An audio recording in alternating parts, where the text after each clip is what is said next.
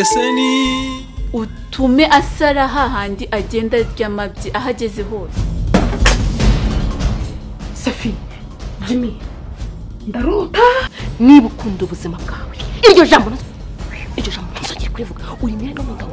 Bagira ngo nkubwire ko muri saya yanyanze ibi byose uzabyishura. Ingaruka zabyo ntabwo uzatinda kuzibona. ese ni njyewe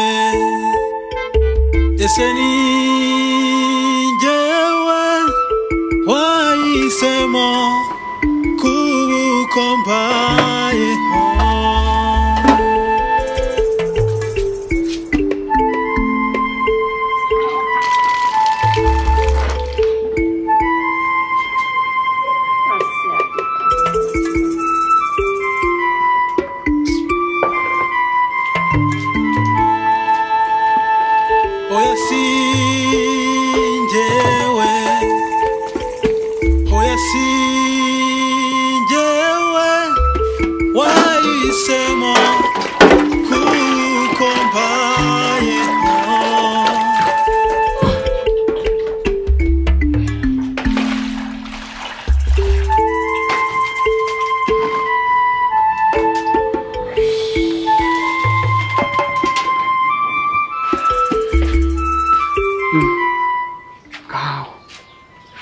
Sinakubwiye umbwire iki? Ese ushwana n'umukozi nabikubwiraga. Ndi ndamwirukana siwe mwashwanashwanaga.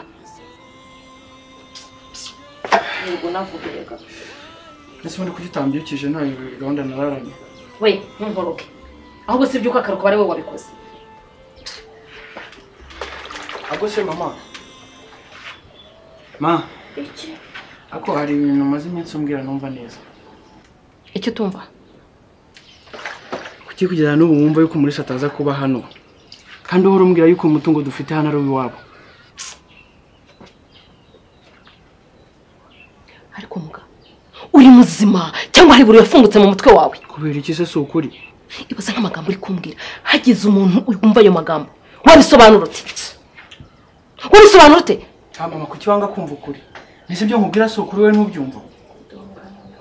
Niba umwana wo mu mutungo we ukaba wumva mu by'ukuri udashaka ngo umurere nese ubundi bitwaye iki? Sinjye nyine uri hano. Nkukuri da none se niba ninjye uba hano ngenyine. Uwo mwana uwo mu mutungo w'iwabo ntushaka kumurera kandi cyane yuko umurisa n'umukuru. Ntago azaza ngo guteza ibibazo. Kandi ikindi dore iyi nzu nini ntago azaza ngo buraharara. Cicika ngo haracoco. Wibwira ko ikibazo ari ukurya cyangwa kuryama? Yego.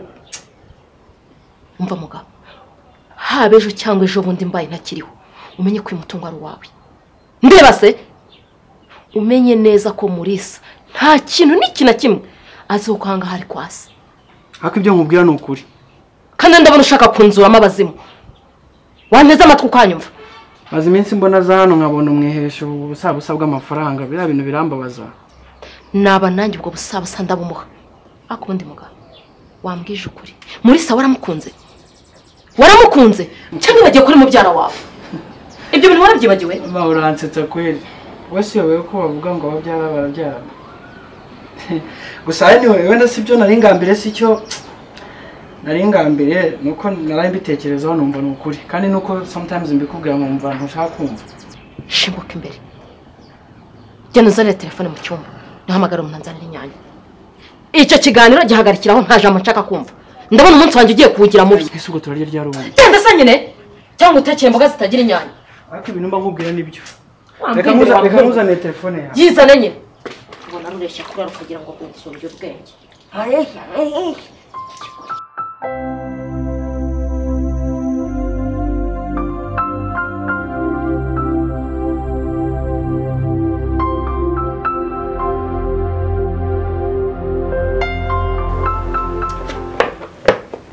Safi. Ndambiwe kwirirwa ngenda muri gushaka akazi nyamara nta kintu kimwe ngeraho. None aba boss b'iki gihe nabo ntabwo bagiye akazi umuntu ngo nuko agashoboye. Basigaye bagendera kuri ndakuzi. Ako muri sinakubujije kwitakariza icyizere koko. Kuko nubwo ako kazi utagafite icyambere nuko uriho kandi uri amahoro. Ibyo rwose birahagije. Ese Safi kugeza ryari? ese hari icyo ntakoze? Naririnze bihagije. Safi nabuze ababyeyi ndi mutoyi ku myaka 5 gusa. Hari igihe mbona umva byanandenze, hari igihe mbona umva nta kintu na kimwe nakora. Akumuri murankubuze kwiheba urumva kuko nukuri iby'Imana ikugomba byose yarabiguhaye kuko kuri ubu ngubu uramfite kandi no kwa Mugabe baragufasha neza uko bashoboye kose sibyo. Nkubwije ukuri ngiye ibyo ngibyo mbishimiye Imana, ariko sinjya nibaza amaherezo n'ayahe. Reka tubyihorere, ngenda amasaha atamfata hagati aho bakabona kwitwaza.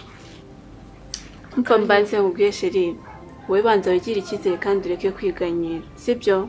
Ikindi kandi ujye wibuka ko utanga Imana guheba ukayisigira n'icyo wayisabaga sibyo. Ndakumva kandi bonne chance.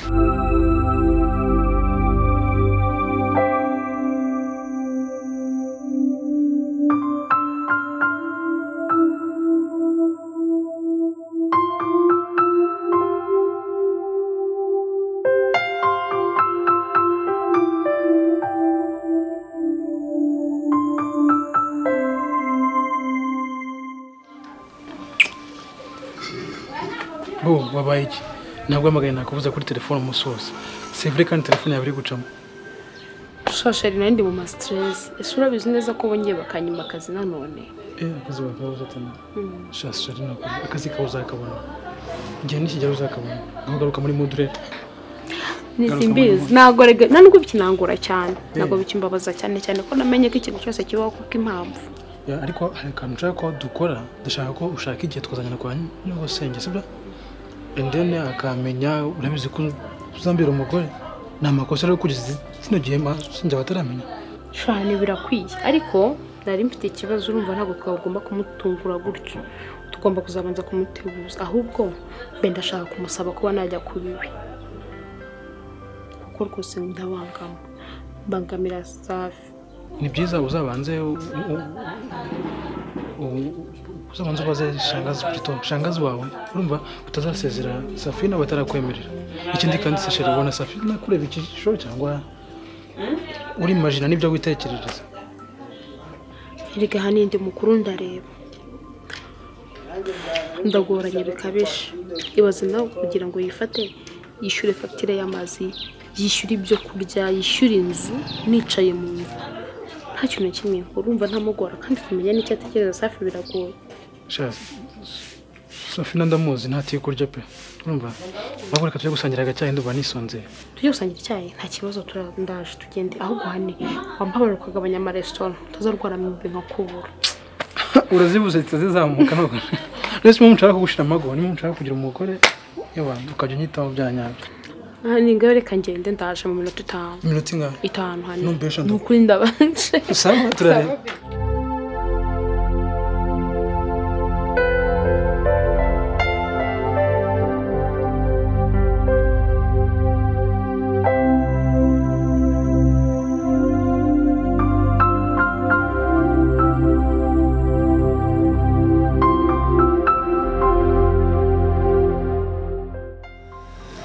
Sumuri kutavuga wabaye iki? Ndavuga nuko arigiye gusamba numva ntacyo kuvuga mfite. Umva teka turye pe. Ntukandi ntukajye umera gutyo. Kumera gutyo kwawe ntabwo biryohera rwose. Erega ntabwo nkunda kuvuga niko nteye. Kandi nukuri ibyo byemera nta kindi kiba kibyishe inyuma. Aha, okay. Gusa niba hari ikibazo basi jya umbwira ndebe ukuntu nakigufasha. Yego nzajya nkubwira. Ahubwo nari nashaka kugenda mu kanya kwa shangazi. Sinzi rero nimba hari ikintu wambwira nsiga nkoze ndeni nkabona kugenda. Saa sita. Mbom. Uyu munsi turarya saa sita. Nijoro turaza kunywa icyayi n'umugati. Seko numva ikigori kirangezemo. Ntacyo ateka. Nijoro turanywa icyayi n'umugati byonyine. Sawa nta kibazo kandi urakoze sisi.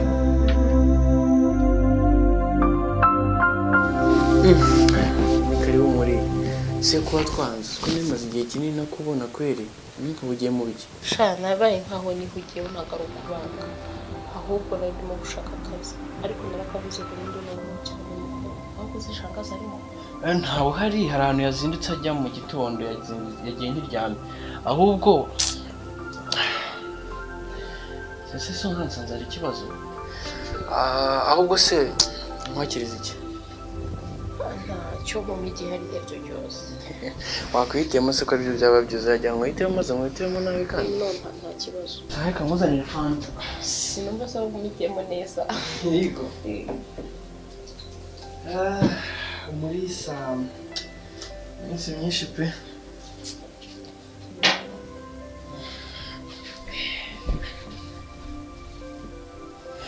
murakoze cyane hanyuma se nashaka kuganiriza shangazi sinzi niba bari bamushaka cyane se cyane pe ubwo wambwira nkaza kugutumikira nta kibazo ubwo byari kuba byiza yaba ahari nari nje kumusaba kuba n'abahanga erega biri kumvuna kubana na Safi nta kintu na kimwe mufasha yishyura inzu ibyo kurya amazi umuriro ibintu byose kandi kuba muri Kigali nta n'akazi ufite no kupabyo ni ingorane rero nje gusaba mama ko naho mbaye ahangaha mu gihe basi ntarabona akazi nakabona nkongera basubira kwa Safi ese hari ikibazo kirimo se nta kibazo kirimo nubwo utamusanze ariko njye nabyemeye ikindi kandi mama ni umuntu wanjye turuzuzanya numva ntacyo namubwira ngo acyange nuko nese bikomfire oya ntacyo we wamuganiriza igisubizo heza ko waza mu garuka ntabwo ngizeye se wegenda witegure cyangwa se ureke tujyane mutwaze uragira amashyengo nko kuva kera oya ntacyo wowe niwumva bikunda waza kumbwira kuko Safi uzambwire naza ari ku cyumweru kuko Safi ntagakora ku cyumweru rero naza akamfasha inda akananyimura kandi warakoze pe okay nta kibazo ahubwo se nangira nakuzaniye niba ngiye no kugufundurira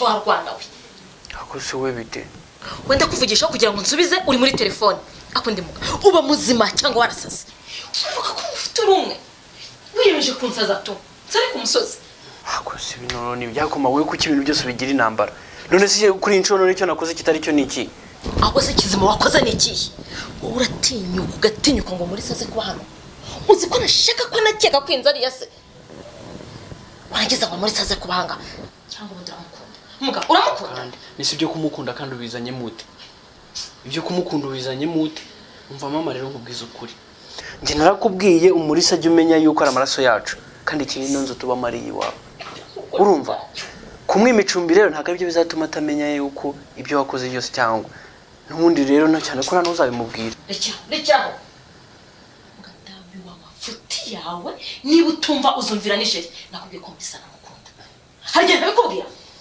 none se mama byarangiye n'ubundi ntacyo nabihinduraho ntabwo nagiye namubwiye ngo mama yabyanze n'ubundi kandi ikindi azaza ku cyumweru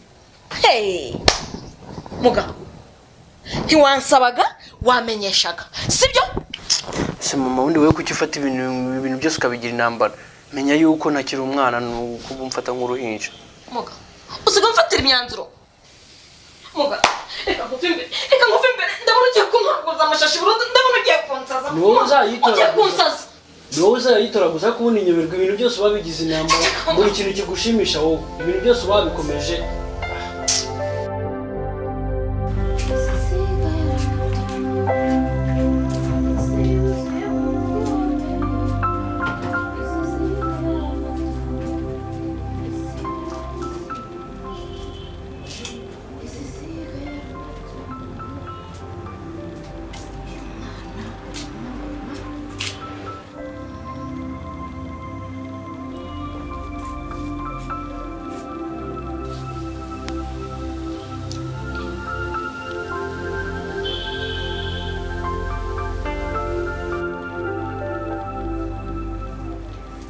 Alo.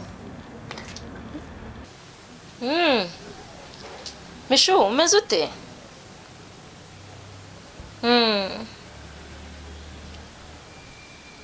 Yego. Natwe turashima Imana turaho. Nese kuki? Nese ni igitangaza kuba naguhamagara Mishu. Oya umva. Ndagushaka. Yewe buretse ibyo ngibyo uzaza ubibaze nawe uzamubona n'abandi uzababona. Ariko wumva ikitumye nguhamagara. Umva Mishu, ndagushaka byihutirwa nubona kandi uzanyarukize nkubwire. Oya, nyine sinkubwiye ngo uzareke kubikora ariko wowe nubona kanya uzamba bari rusimbukuze nkubwire. Yego mwana wa. Umunsi se? Okay. Nta kibazo nzabona uje, sibyo?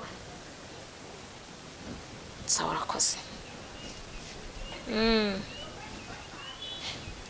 Bye bye.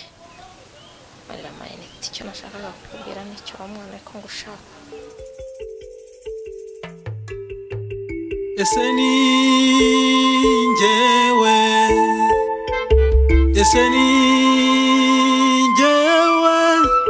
wahisemo kubukomba